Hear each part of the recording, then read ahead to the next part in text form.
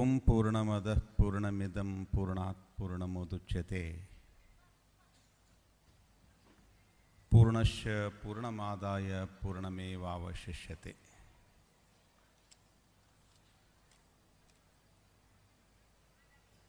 जगदादि जगद्गुरु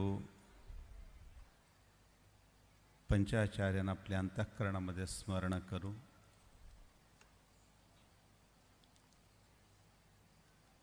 नांदेड येथील हा पुण्यनगरीमध्ये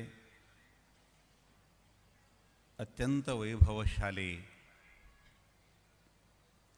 बुलंद केदारनाथ, चलते फिरते रहने वाले केदारनाथ को बुलंद केदारनाथ कहते हैं। चलनारा फिरनारा स्वयं केदारनाथ म्हणजे परमपूज्य जगद्गुरु महास्वामी जी के श्री चरणों में अनंत प्रणाम करते हुए नेहा व्यासपीठावर असलेला आदरणीय समस्त शिवाचार्य वृंदांना आपण आपली अनंत प्रणाम करून आदरणीय ओमप्रकाश पोकर्णाजी, गण्यमान्यवर, सभी भक्तवृंद, परमपूज्य जगद्गुरु महाराजांचा एक सुंदर संकल्प आहे, विश्व शांतीसाठी यज्ञ संपन्न होत आहे। पुष्कळ लोकांना प्रश्न आहे, नांदेडमध्ये एक 100 कुंड करून यज्ञ जर केले तर तो विश्वशांती होऊ शकता, प्रश्न येत असतात। किंवा वैचारिक लोकांमध्ये तरी भरपूर हे प्रश्न येत असतो। पण आपली भारतीय संस्कृतीमध्ये हे यज्ञाचा लाभ काय आहेत, उद्देश काय आहेत, म्हणजे विश्व शांती केव्हा असतो? आरोग्यपूर्ण समाज राहायला पाहिजे, आरोग्यपूर्ण मन राहायला पाहिजे, आरोग्यपूर्ण व्यक्तित्व निर्माण व्हायला पाहिजे, तेव्हा आदर्श देश तेव्हा निर्माण होत असतो। पण आरोग्यपूर्ण देश, आरोग्यपूर्ण व्यक्ती, आरोग्यपूर्ण समाज केव्हा निर्माण होतो म्हणजे आपली देशाची संस्कृतीमध्ये 4 वैद्यकीय व्यवस्थापना आहेत। Sound mind in A sound body, सशक्त देह में सशक्त मन रहेगा, ये तो है ना, कोई दिक्कत नहीं। तो सशक्त देह निर्माण के लिए हमारे देश की संस्कृति में एक देव वैद्यकीय और दूसरी बात है मनुष्य वैद्यकीय व्यवस्थापना और पशु वैद्यकीय व्यवस्थापना और राक्षसीय वैद्यकीय व्यवस्थापना, इन 4 विभागों में बांट दिया है।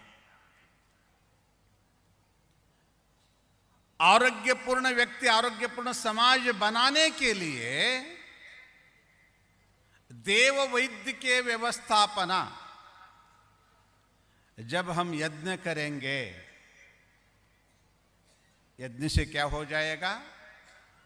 वातावरण शुद्ध हो जाएगा ही, इसमें कोई संशय नहीं। पर्यावरण शुद्धि होने के लिए यज्ञ और हविष्य द्रव्य उतना ही कारण है। अब कोई पेशेंट अच्छी ढंग से औषध नहीं ले सकता, इंजेक्शन नहीं चढ़ सकता, उनको ट्रीटमेंट में आईसीयू में क्या लगाते, उनको ऑक्सीजन के माध्यम से उनको औषध दिलाते हैं। वैसे ही यज्ञ करने से क्या हो जाएगा? वातावरण शुद्ध हो जाएगा। और जब स्वामी लोग वह मंत्र कहने से वो मंत्र शक्ति प्रसरण हो जाएगा। आप कहेंगे, हाउ इट पॉसिबल, कैसे हो सकता है? नांदेड़ में मंत्र कहे तो जग भर कैसे प्रसरण हो जाएगा? आपके पास मोबाइल है ना? तो ठीक है, उस मोबाइल से आप विदेश में फोन लगाइए, वहां कैसे वो बेटा उठाते हैं? आकाश में शब्द तरंग बहते रहेगा, जब वो कैप्चर करने के लिए इंस्ट्रूमेंट रहे तो देश हो या विदेश उन सारी शब्दों को ग्रहण करेगा। वही हमारे देश की संस्कृति है। जब हम यज्ञ करेंगे, मंत्र कहेंगे, उस मंत्र के माध्यम से विश्व में शांति हो जाएगा ही, उसमें संशय कभी भी नहीं करना चाहिए। यही देव वैदिकीय व्यवस्थापना। और उस यज्ञ में बहुत सारी व्यवस्थापना है। पुत्र कामेष्टि याग, एक व्यक्ति अपने पुत्र प्राप्ति के लिए यज्ञ किया तो वही कहीं हविष्य द्रव्य है, उस हविष्य द्रव्य के माध्यम से उन पति पत्नियों को बिठाकर यज्ञ किए तो वो क्या हो जाएगा? उनमें वो क्षमता आ जाएगा, पुत्र प्राप्ति हो जाएगा, उसमें जिन्स सृजन करेगा उस वातावरण से। रोग मुक्त होने के लिए तुम्हारे पास ऋचिक बोलते हैं क्या? मराठी में तो उसको ऋचिक बोलते हैं। उस पुष्प का अब चढ़ाते हैं इस शिवरात्रि के संदर्भ में। उस पुष्प को घी में लगाकर जब अग्नि में स्वाहाकार देंगे तो कैंसर जैसे बीमारियों को भी नष्ट करने की क्षमता उस ऋचिक फूल में है। जिसको सर्प काटे तो उस समय उसकी जो दूध वहां लगाने से या नहीं तो सिर पे लगाने से सारी विष मुक्त हो जाएगा। वैसी वनस्पतियों के माध्यम से इन सारी व्यवस्थापना हविष्य द्रव्य है। और दूसरी बात है मनुष्य वैद्यकीय, इन सारी वनस्पतियों को लेकर जो ट्रीटमेंट करेगा। हमारे देश की संस्कृति में आयुर्वेद शास्त्र था, उन माध्यम से एक जो ट्रीटमेंट होता था वो मनुष्य वैद्यकीय और पशु वैद्यकीय। पशुओं को कैसे रोग मुक्त करना चाहिए, वहां भी वनस्पति है। साथ में पुरातन काल में जो लोहे की सलाई लेकर उसको गर्म करके उसके ऊपर कहां घाव है, कहां समस्या है, वहां उसको वो गर्म से डागते हैं, त्याला डागायचं, तेव्हा तो रोग मुक्त होत असतं। आहेत ना? खरं आहे. आणि राक्षसीय वैद्यकीय हे कोणचं आहे? म्हणजे आजचे डॉक्टर काय समस्या है तुम्हाला, किधर समस्या है, या पेट में गड़बड़ है, देह में कहां भी जब गड़बड़ हो जाएगी उसको काट के निकाल देते। यही राक्षसीय वैद्यकीय। उसमें आदमी रह सकता या मर सकता।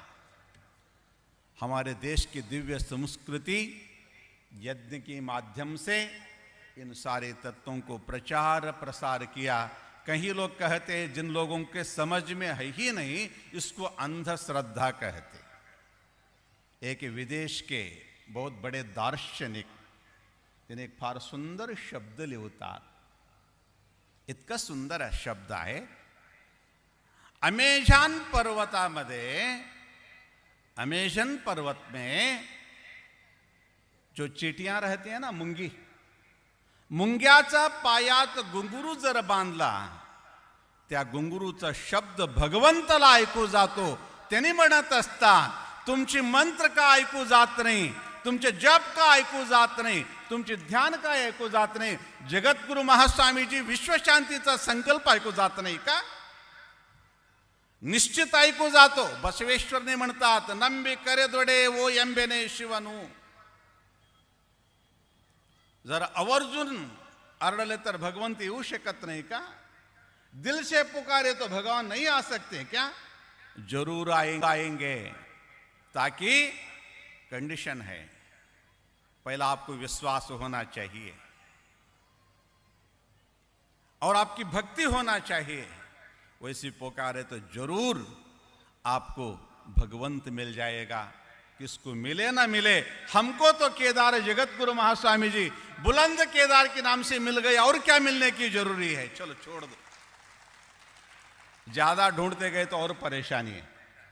स्वयं केदारनाथ ही यहां आके बैठे हैं, उनकी संकल्प है विश्व शांति होना चाहिए। क्यों विश्व शांति होना चाहिए? आज समाजामध्ये अन्न दारिद्र्य राहिले नाही, वस्त्र दारिद्र्य राहिले नाही, रोटी कपडा और मकाने घोषणा होते काळामध्ये। आज रोटी कपडाची काय कोणाला गरज नाही। आज समाजामध्ये ज्ञान दारिद्र्य आहेत, प्रेमाची दारिद्र्य आहेत। समाज मोठी दारिद्र्य आज संस्काराची दारिद्र्य आहेत। आई वडिलांनी भरपूर पैसा कमवून ठेवलाले, पण मुलांना मुलींना संस्कार देण्यामध्ये आम्ही खूप मागे पडलेला आहोत। जेव्हा संस्कार आणि संस्कृती आपली जवळ डुबून जातोय, जिस समय हमारे देश में संस्कार और संस्कृति मिट जाएगा, उस दिन सिर्फ जो शरीर, उस शरीर में, जिस शरीर में प्राण नहीं, वैसे शरीर रहते हुए भी उसकी मूल्य कैसे नहीं है। हमारे देश में कितने भी विकास हो, रोड विकास हो, सारी व्यवस्थापना विकास हो, भौतिक विकास हो, ताकि संस्कार और संस्कृति नाश होने के बाद कुछ नहीं बचेगा, कुछ नहीं बचने वाला। आपले घरामध्ये सर्व संपत्ती असतो, आज संस्कार आणि संस्कृतीचा नाश होत चाललेला आहे।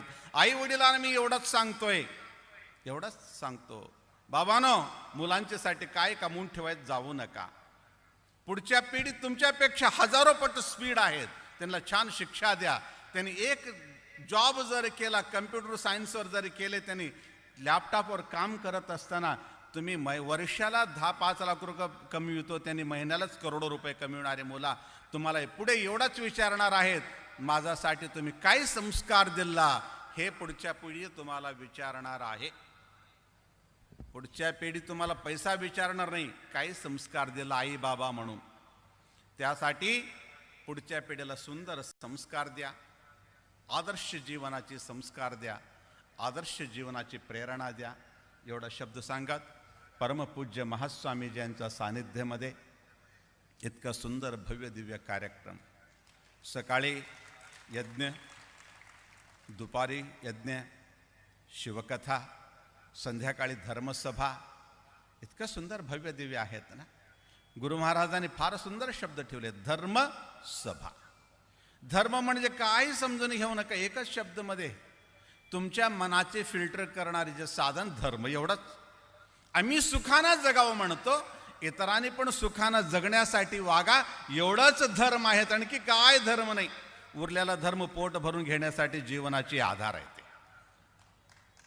फक्त धर्म आम्ही सुखाने राहावा, इतरांनी पण सुखाने जगण्यासाठी तुम्ही सहकार द्यावा, एवढंच धर्माचे लक्षण जर ठेवून घेऊन तुम्ही गेला, जीवन धन्य ही धन्य। एवढा शब्द सांगून मी महास्वामीजींच्या सानिध्यामध्ये आज 25व्या वर्षाचे रौप्य महोत्सवाचे निमित्त इतका सुंदर कार्यक्रम संपन्न होत आहे। जगामध्ये 2 पट्टाभिषेक होतो, एक राजपट्टाभिषेक होत असतात, एक गुरुपट्टाभिषेक होतो। राजपट्टाभिषेक संपलं, आज एक पट्टाभिषेक राहिला, गुरुपट्टाभिषेक राहिला। कशासाठी गुरुपट्टाभिषेक आणि राजपट्टाभिषेक होता? राजा कधी कधी विचारातून भटकून जातो म्हणून त्यांच्यावर अंकुश ठेवणारे कोण म्हणजे जगद्गुरु महास्वामीजी हस्तात असलेला ते दंड जे आहे ते राजदंड आहेत आणि गुरुदंड आहेत, आणि त्या राजाच्या शिरवर जर ठेवले तर तो राजपट्टाभिषेक होत असता। तादृश धर्मदंड घेऊन गुरु महाराजांनी आपल्यासाठी इतका सुंदर कार्य करत आहे। त्यांचे आशीर्वाद आम्ही तुम्ही आणि विश्वाची नायक लोकांच्यावर राहिलं, तो देश सुधारणा होईल। काही सुधारणा होऊ दे न होऊ दे, परमपूज्य जगद्गुरु महास्वामीजी यांचा शब्द संकल्प केदारनाथ ऐकेल आणि विचारेल, ते केदारनाथाच्या माध्यमातून आपोआप हमचीपर्यंत येतात। टावरमध्ये गेलेला ते तरंग आपले मोबाईलपर्यंत येतात ना, तसे गुरु महाराजांची इच्छाशक्ती घरोघरी पोहोचेल म्हणून मी माझा शब्दाला विराम देतो.